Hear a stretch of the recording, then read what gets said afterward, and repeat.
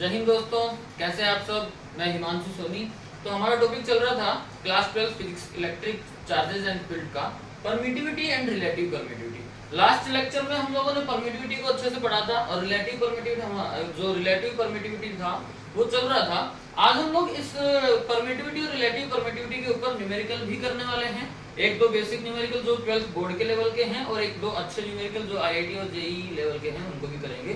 तो पहले हम रिलेटिव परमिटिविटी को जब हम देख रहे थे लास्ट में, उसके ऊपर समझने की कोशिश करते हैं। देखो, हमने रिलेटिव परमिटिविटी का फॉर्मूला निकाला था कि जो रिलेटिव परमिटिविटी होती है, परमिटिविटी के बारे में तो अपन ने समझ ही लिया था।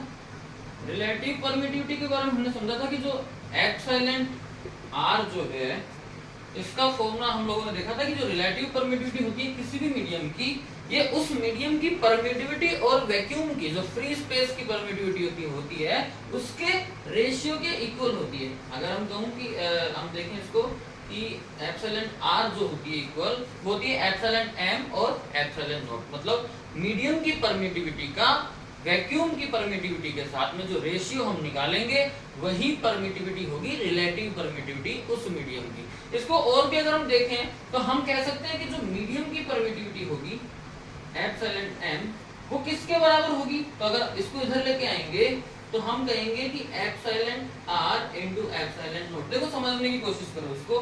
हम कह रहे हैं कि कोई भी मीडियम की परमिटिविटी, किसी भी मीडियम की परमिटिविटी वैक्यूम की परमिटिविटी के मल्टीपल के फॉर्म के अंदर होगी। मतलब हमने कहा था कि वैक्यूम की परमिटिविटी सबसे कम होती है, बाकी जितने भी मीडियम हैं उन सबकी परमिटिविटी वैक्यूम की परमिटिविटी से ज्यादा होती है। तो अगर मैं कहूं कि हमारे पास x कोई मीडियम है और x की रिलेटिव परमिटिविटी हम कहेंगे कि 2 है, x की रिलेटिव परमिटिविटी। हालांकि हमने ये भी समझ लिया था कि रिलेटिव परमिटिविटी की कोई यूनिट नहीं होती, बिकॉज दोनों तरफ एक ही यूनिट आएंगी और वो एक दूसरे से कैंसिल हो जाएंगी। तो relative permittivity has no unit, इसकी कोई यूनिट नहीं होती, एक नंबर होता है, रेशियो होता है। एक्चुअली रेशियो की कोई यूनिट होती नहीं। तो हम कह रहे हैं कि x की जो रिलेटिव परमिटिविटी है, हम कह सकते हैं relative permittivity of x is equal to 2। तो इस मीडियम, ये जो x है, इसकी परमिटिविटी कितनी होगी। तो आप कहोगे कि सर वैक्यूम की जो परमिटिविटी है उसका 2 गुना कर दो, तो वो आ जाएगी x की परमिटिविटी। समझने की कोशिश कर रहे हैं। तो यहां से दो तरीके के फॉर्मूले हमारे पास निकल के आ रहे हैं। देखो, अगर मैं ये कहूं कि relative permittivity of water is equal to 81। हम कह रहे हैं कि जो वाटर की रिलेटिव परमिटिविटी है वो 81 है। देन वाटर की रिलेटिव परमिटिविटी 81 है, तो वाटर की परमिटिविटी कितनी होगी। तो आप कहोगे 81 इंटू में एप्सिलॉन नॉट। देखो, हम कह रहे हैं कि एप्सिलॉन आर जो है रिलेटिव परमिटिविटी वाटर की जो है 81, तो वाटर की परमिटिविटी 81 गुना होगी किससे, वैक्यूम की परमिटिविटी से। सिमिलरली अगर मैं कहूं हमारे पास ग्लास है, रिलेटिव परमिटिविटी ऑफ ग्लास इसकी होती है 7। वो जो ग्लास होता है उसकी रिलेटिव परमिटिविटी कितनी होती है 7। तो फिर ग्लास की परमिटिविटी कितनी होगी 7 इंटू में एप्सिलॉन नॉट, और इसकी वैल्यू भी आपको पता है 7 इंटू में एप्सिलॉन नॉट की होती है 8.854 इंटू 10 टू द पावर -12। ठीक है। तो अब ये जो आपके पास परमिटिविटी आई है, मतलब सिंपल सी बात है कि कितने गुना ज्यादा होगी परमिटिविटी किसी मीडियम की, तो वो उसके रिलेटिव परमिटिविटी के बराबर। हाँ, ग्लास की परमिटिविटी अगर रिलेटिव परमिटिविटी हम कहेंगे 7 है, तो 7 गुना ज्यादा होगी ग्लास की परमिटिविटी। ठीक है, परमिटिविटी जो है ग्लास की वो वैक्यूम की परमिटिविटी से 7 गुना ज्यादा होगी। अब इसको दूसरे तरीके से समझते, मतलब इसको समझने का जो फील था ना ये रिलेटिव परमिटिविटी का, ये हमने देखा एक तरीके से और इसको समझा जा सकता है। देखो, एक चीज हमने यहां भी समझी थी कि जो फोर्स होगा वो होता है 1 में 4 pi epsilon not Q1 into Q2 R²। जो एप्सिलॉन नॉट था ये परमिटिविटी और वैक्यूम थी। अभी अगर हम बात करें किसी मीडियम की तो हम यहाँ पे नोट हटा देते हैं और एप्सिलॉन, या फिर आप चाहो तो एप्सिलॉन एम आप शो कर सकते हो। ठीक है, अब हम कह रहे हैं कि अगर तो ये जो मीडियम की परमिटिविटी है इसको आप इंक्रीज करते जा रहे हो तो फोर्स क्या हो जाएगा, डिक्रीज होता जाएगा। दिख रहा है आप लोगों को? और अगर मीडियम की परमिटिविटी डिक्रीज होगी तो फोर्स क्या हो जाएगा, इंक्रीज। समझने की कोशिश करना, हम क्या कह रहे हैं, एप्सिलॉन एम जो मीडियम में परमिटिविटी है वहां से epsilon M is equal to epsilon R into epsilon naught होता है। मतलब किसी मीडियम की परमिटिविटी वैक्यूम की परमिटिविटी से इतने गुना ज्यादा होगी, इतने गुना, मतलब इसको आप रेशियो मान लोगे, x मान लोगे, तो हम कहेंगे मीडियम की परमिटिविटी वैक्यूम की परमिटिविटी से x गुना ज्यादा होगी। तो अब परमिटिविटी काम क्या करती है, हमने पढ़ा था, ये फोर्स को कम करने का काम करती है। जितनी परमिटिविटी ज्यादा होगी फोर्स उतना ही कम होगा। तो अपोजिट सेंस लेके आप चलो कि मीडियम में फोर्स वैक्यूम में जो फोर्स होगा उससे इतने गुना क्या होगा, कम या ज्यादा। इसका अपोजिट है ना, मीडियम की परमिटिविटी वैक्यूम की परमिटिविटी से इतने गुना ज्यादा होती है। तो मीडियम में फोर्स वैक्यूम की परमिटिविटी से या वैक्यूम में फोर्स से इतने गुना कम होगा कि नहीं होगा? समझ में आ रही बात? कहने का मतलब x जो एक रेशियो आ गया, तो हम कह रहे हैं कि किसी लिक्विड की परमिटिविटी x गुना ज्यादा होती है वैक्यूम से, तो उसी लिक्विड का फोर्स x गुना कम होना चाहिए ना वैक्यूम से। हम कह सकते हैं F नोट जो है उसके ER गुना कम। क्लियर है? मतलब EM या epsilon M is equal to epsilon R into epsilon naught, और FM जो फोर्स है वो कम होगा इतने गुना, है ना। आप इसको रेशियो को हम निकाल के भी देख लेते हैं, ये कहां से आया उसको भी समझ लेते हैं। देखो ठीक है, तो अब इसको देखते हैं। अगर मैं कहूं कि आपके पास कोई Q1 Q2 दो चार्ज हैं, उनके बीच का जो सेपरेशन है वो R है, तो आप फोर्स क्या कहोगे, 1/4 pi epsilon note into Q1 Q2 upon में R²। ठीक है, और आपके पास आ गया एप्सिलॉन M या FM, मतलब ये तो वैक्यूम के अंदर दो चार्ज के बीच का इंटरेक्शन फोर्स था। अब हम कह रहे हैं कि दो मीडियम उसी चार्ज को नहीं, दो चार्ज को उसी सेपरेशन में, सेम सेपरेशन में हमने बीच में क्या डाल दिया, मीडियम डाल दिया। तो फोर्स कितना हो जाएगा, 1/4 pi epsilon M into Q1 Q2 upon R²। Clear?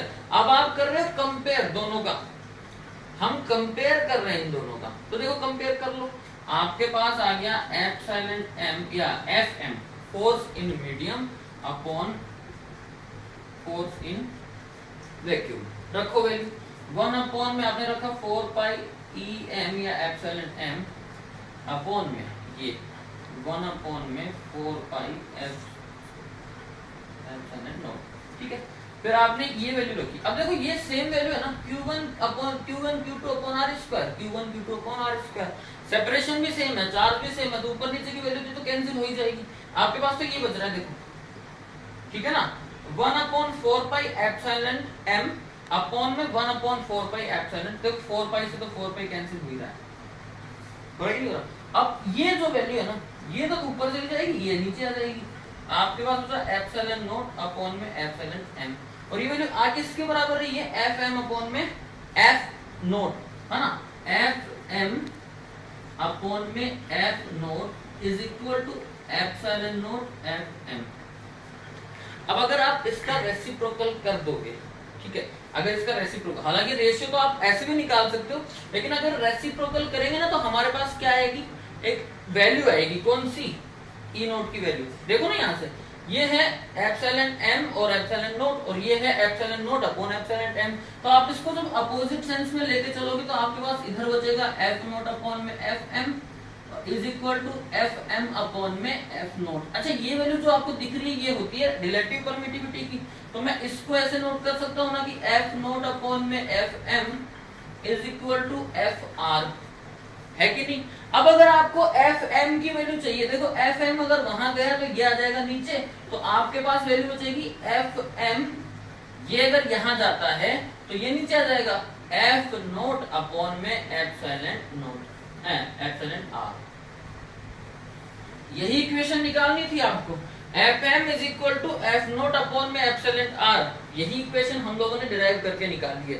कहने का मतलब इसको फील को समझना, मैं कह रहा हूं कि किसी मीडियम की परमिटिविटी वैक्यूम की परमिटिविटी के इतने गुना ज्यादा होती है, तो उस मीडियम में फोर्स वैक्यूम में जितना फोर्स होगा उसके इतने गुना कम होगा। क्लियर है?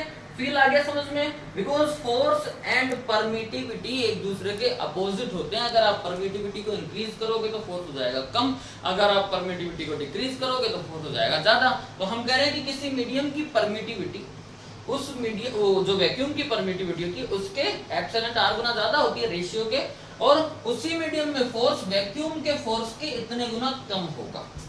क्लियर है? ये सेंस समझ में आ गया? परमिटिविटी और फोर्स का जो अपोजिट सेंस है दोनों का, यहां से हम लोगों ने निकाला ये दोनों इक्वेशन। अब ये आप डायरेक्टली नोट कर सकते हो, जैसे हमने ये कहा ना ये इक्वेशन आई, ऐसे हमारे पास ये आ गई। अब इसके बेसिस के ऊपर हम लोग न्यूमेरिकल देखते हैं इसके, ठीक है ना? तो न्यूमेरिकल एक दो सिंपल न्यूमेरिकल भी देखेंगे और थोड़े से अच्छे न्यूमेरिकल भी देखते हैं, ठीक है? देखो सबसे पहले एक हल्का सा सवाल लेते हैं, छोटा सा सवाल लेते हैं, बिल्कुल सिंपल सा सवाल कि हमारे पास दो चार्ज हैं Q1 Q2 और इनके बीच का जो सेपरेशन है वो है D। जब Q1 और Q2 D सेपरेशन के ऊपर वैक्यूम की कंडीशन में, जब दोनों के बीच में कोई मीडियम नहीं है, तो उस टाइम पे इनके बीच का जो फोर्स होता है वो F नोट मान लेते हैं, ठीक है? मतलब Q1 और Q2 are separate at a distance D। अगर इनके बीच में आप कोई मीडियम रख देते हो इन लिक्विड, कोई भी लिक्विड आपने रखा, तो जबकि सेपरेशन भी सेम है, डी भी, चार्ज की वैल्यू भी सेम है, तब ये जो फोर्स है ये F0/4 हो जाता है। देखो दोनों तरीके से मान सकते हो, या तो हम कहें कि F फोर्स है अभी वैक्यूम के अंदर, और जब आपने कोई मीडियम रखा तो फोर्स हो गया F/4। अब ये कह रहा है कि इस मीडियम की, ये जो लिक्विड आपने रखा है, इसकी रिलेटिव परमिटिविटी कितनी होती है। क्वेश्चन समझ में आ गया? Q1 and Q2 D separation के ऊपर है, वैक्यूम के अंदर इनके बीच में फोर्स F है, लेकिन जब इनके बीच में कोई मीडियम डाल देते हैं तो फोर्स F/4 हो जाता है। Question is what is the relative permittivity of this liquid. इस लिक्विड की जो रिलेटिव परमिटिविटी है वो कितनी है। तो देखो एक ट्रिक बता देता हूं छोटी सी, अगर कंपटीशन एग्जाम में ऐसे क्वेश्चन अगर आ जाते हैं, पहली बात आते नहीं है, पर अगर मान लो ऐसा क्वेश्चन आ जाए तो आपको सोल्व करने की जरूरत नहीं है, डायरेक्टली आप परमिटिविटी कितनी लिखोगे 4, आंसर ही 4 है। डायरेक्टली परमिटिविटी कितनी लिखोगे 4, क्योंकि हमने क्या कहा था कि अभी देखा था ना कि वैक्यूम में फोर्स अगर F0 होता है तो मीडियम के अंदर फोर्स कितना हो जाएगा F0/R, अभी तो देखा था। तो मीडियम की जो रिलेटिव परमिटिविटी, ये क्या है, रिलेटिव परमिटिविटी तो है, तो रिलेटिव परमिटिविटी F0/R मतलब 4, तो 4 इसकी रिलेटिव परमिटिविटी होगी। लेकिन हम इसको सोल्व करके देखते हैं, निकाल के देखते हैं, इसको डिराइव करके देख लेते हैं। हम कह रहे हैं कि वैक्यूम के अंदर फोर्स कितना है, तो आपने कहा F = 1/F4πε0 Q1 Q2/d²। Medium के अंदर फोर्स कितना होना चाहिए, तो आप कह रहे हो कि मीडियम के अंदर फोर्स आपका 1/m Q1 Q2/d², ठीक है? इसकी वैल्यू आपको दी हुई है कितनी, F/4 दी हुई है, कितनी दी हुई है F/4। अभी थोड़ी देर के लिए इसको बाद में रखेंगे, हालांकि वैल्यू तो आपके पास है ही। Fm = आपके पास दिया हुआ है, देखो यहाँ से Fm = आपके पास दिया हुआ है F/4, कैलकुलेट करके देखते हैं, ठीक है? ये जो था वैक्यूम के अंदर फोर्स है, ये मीडियम के अंदर फोर्स है, और ये जो मीडियम के अंदर फोर्स है इसकी वैल्यू आपको कितनी दी हुई है F/4। अब रेशियो निकाल के देख लेते हैं। देखो आपने रखा F0/Fm, अभी Fm की वैल्यू आपके पास दी हुई है, ये रखनी रही F0, या फिर हम कहें F, ये F ही तो है वैक्यूम के अंदर फोर्स, इसको आप F0 भी और F भी कह सकते हो। अगर आप यहाँ पे F लेते हैं तो यहाँ पे भी F ले लो, यहाँ पे F0 लेते हैं तो यहाँ पे भी F0 ले लो, उससे कोई फर्क नहीं पड़ता। तो जब रेशियो लेते हैं, देखो ऊपर F लिया, Fm वैल्यू निकालोगे, ऊपर आएगा 1/4π F0 और 1/4πε0। ये वैल्यू दोनों की सेम है तो कैंसिल हो जाएंगी, ठीक है? अब यहाँ से देखो 4π से 4π कैंसिल हो रहा है, और एप्सिलॉन चला गया ऊपर और एप्सिलॉन आ गया नीचे, और ये वैल्यू F/Fm ऐसे कैसे है ही। ये वैल्यू किसकी होती है भाई, रिलेटिव परमिटिविटी, ये फॉर्मूला था। तो आप इसकी जगह पे क्या रख सकते हो, रिलेटिव परमिटिविटी। आप देखो दोनों की वैल्यू इक्वल करते हैं, ऊपर आपके पास f है, नीचे fm की वैल्यू आपके पास है f/4 इज इक्वल टू आपके पास आ गया रिलेटिव परमिटिविटी, f से f कैंसिल और 4 चला गया ऊपर, तो f जो रिलेटिव परमिटिविटी आ गई वो आ गई इस लिक्विड की 4। क्लियर है?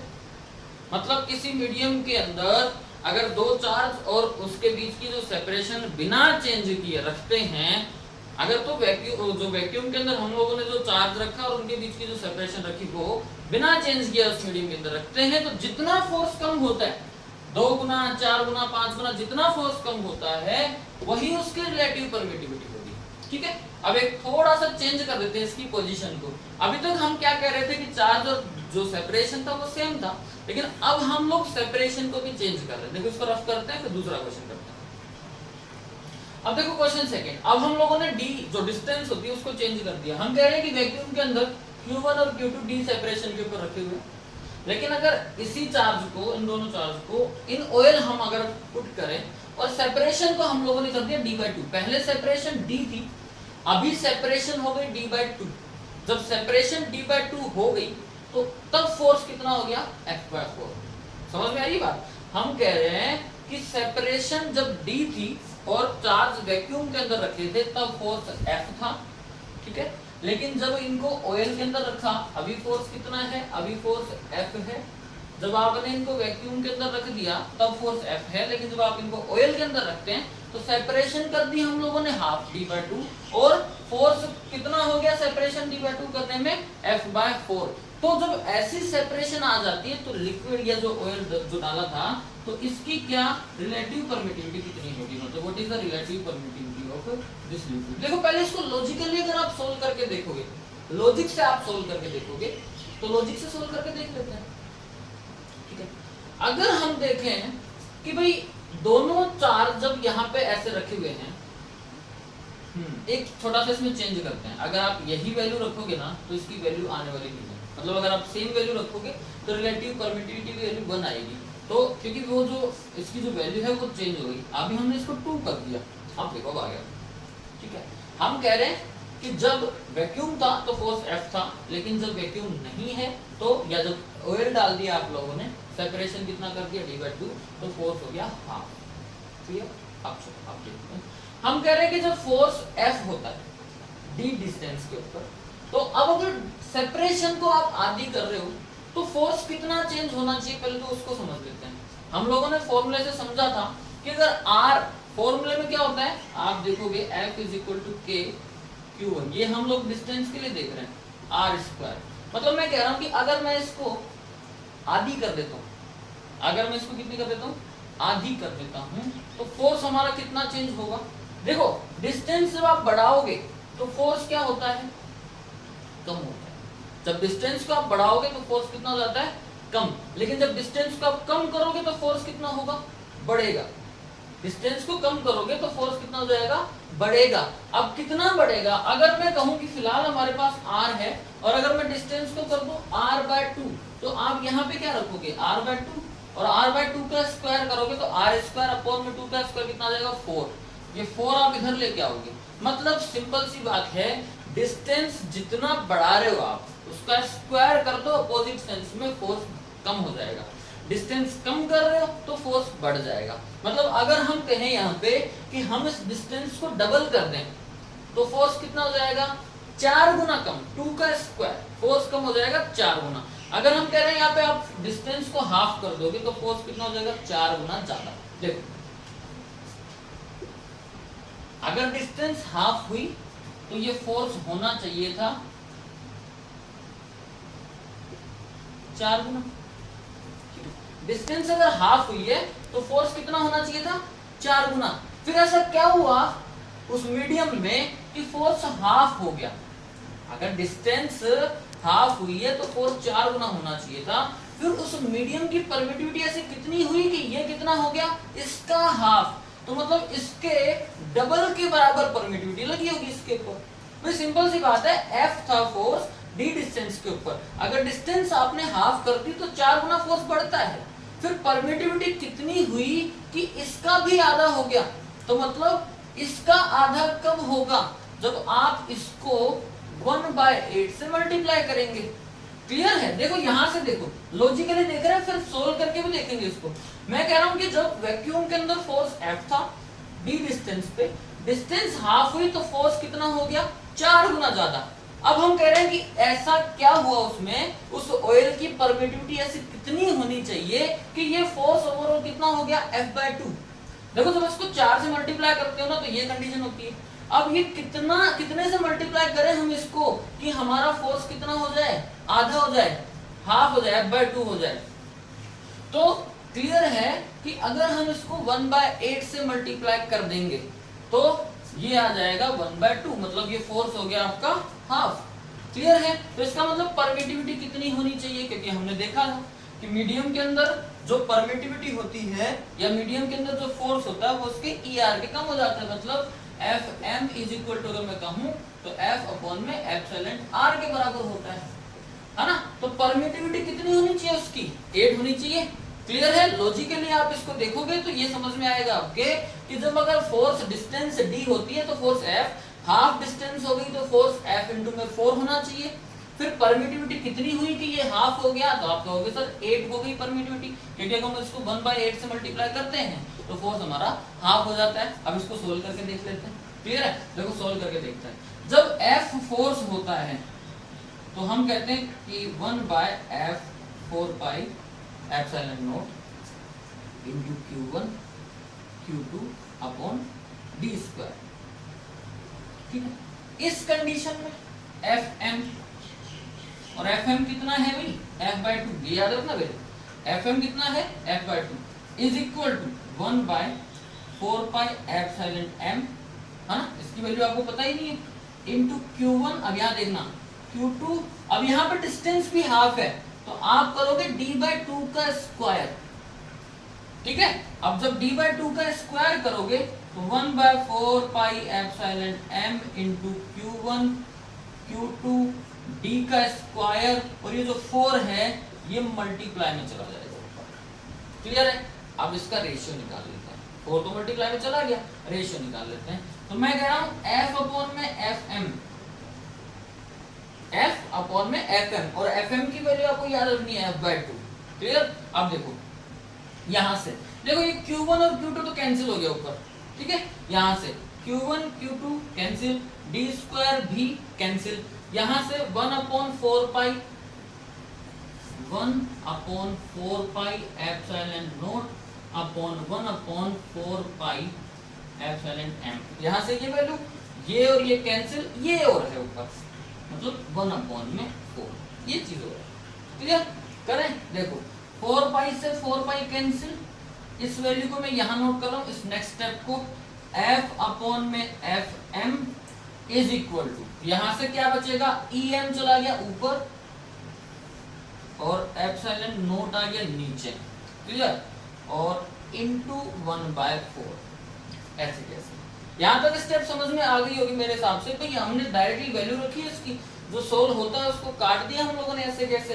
तो यहां से ये वैल्यू आपके पास आ गई, F अपॉन में Fm is equal to epsilon m upon में एप्सिलॉन नॉट इनटू 1/4। अब हमें पता है कि ये जो वैल्यू है ये रिलेटिव परमिटिविटी की होती है। रख दो F अपॉन में Fm is equal to relative permittivity R into 1/4।